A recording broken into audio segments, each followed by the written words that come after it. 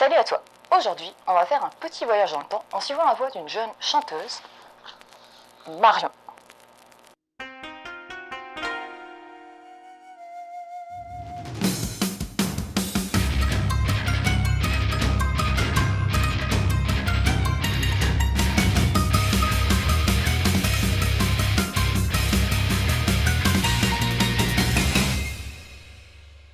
On est à Paris, en 1940. La guerre se rapproche grandement de la capitale. Marion vit dans la rue. C'est une chapardeuse, connue sous le nom de Chaton. Sur un marché, elle fait diversion en faisant des acrobaties pendant que des petits garnements chippent des provisions. Marion est la meneuse de cette bande de galopins. Elle prend soin d'eux pour qu'ils puissent manger. Un jour, un homme entend par hasard Marion chanter. Il est émerveillé par cette voix. Cet homme n'est pas n'importe qui. Il s'agit de Aaron Rosenberg, qui est compositeur et directeur musical au music hall Le Doelio. Il va demander à Marion si elle veut bien reprendre le rôle de Jeanne d'Arc dans leur spectacle. Marion, d'abord méfiante du fait de sa peur des hommes, va accepter et enfin pouvoir réaliser son rêve, devenir chanteuse. Mais Marion n'a qu'un mois pour apprendre les bases du music hall avant la première du spectacle.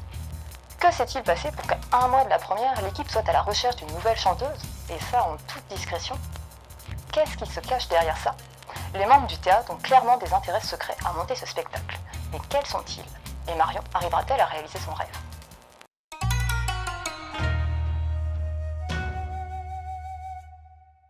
La mangaka a un découpage de cases très varié, et les cases sont assez nombreuses.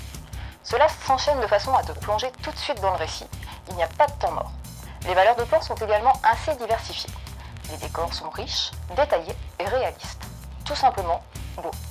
Le Paris de 1940, juste avant l'occupation allemande, est magnifiquement retranscrit. Idem pour les personnages et les costumes, qui sont également réalistes avec un dessin soigné. Je n'ai pas trouvé que la mangaka avait un trait particulier et original. Mais en tout cas, elle a un très bon coup de crayon qui te permettra de t'immerger dans l'histoire facilement et agréablement. C'est une belle édition que Komiku propose. La couverture, identique à la japonaise, profite d'un vernis sélectif sur le personnage de Marion, ce qui la met en valeur. On y voit l'agilité de Marion, mais aussi le contraste entre sa tenue à la Oliver Twist et les souliers rouges du music hall. Une transformation en cours.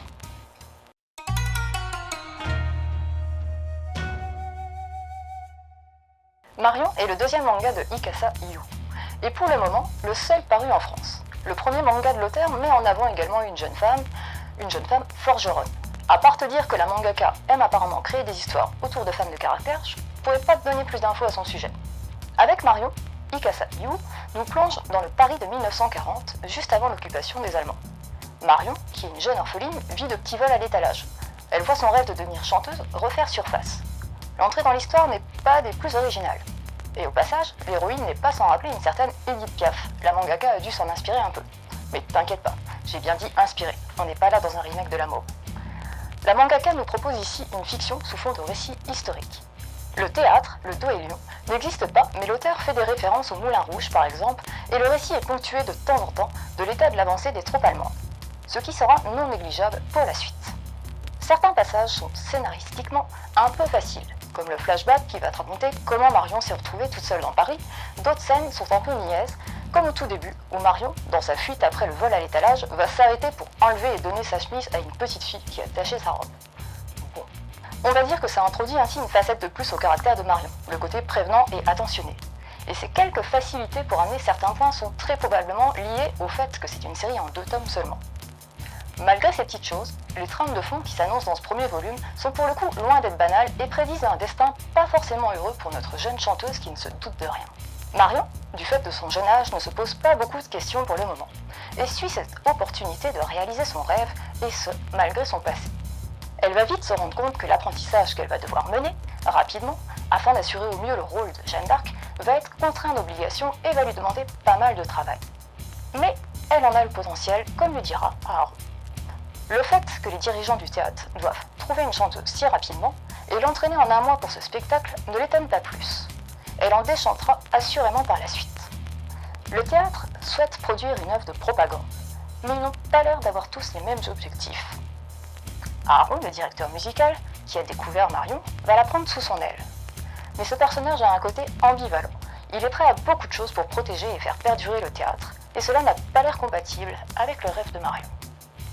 Quant au directeur tout court, oui, car directeur musical, c'est pas pareil, il aspire à des projets encore plus douteux pour le théâtre. Que se passera-t-il quand Marion découvrira comme nous ce qui se trame derrière tout cela? Bref, ce petit voyage dans les années 40, malgré quelques facilités, est un bon souffle romanesque et donne un espoir à Marion, par son fort potentiel d'accéder à son rêve de devenir chanteuse, et ce, malgré les manigances obscures qui se trament. Hâte de connaître son destin dans le deuxième et dernier tome. En attendant, voilà quelques conseils.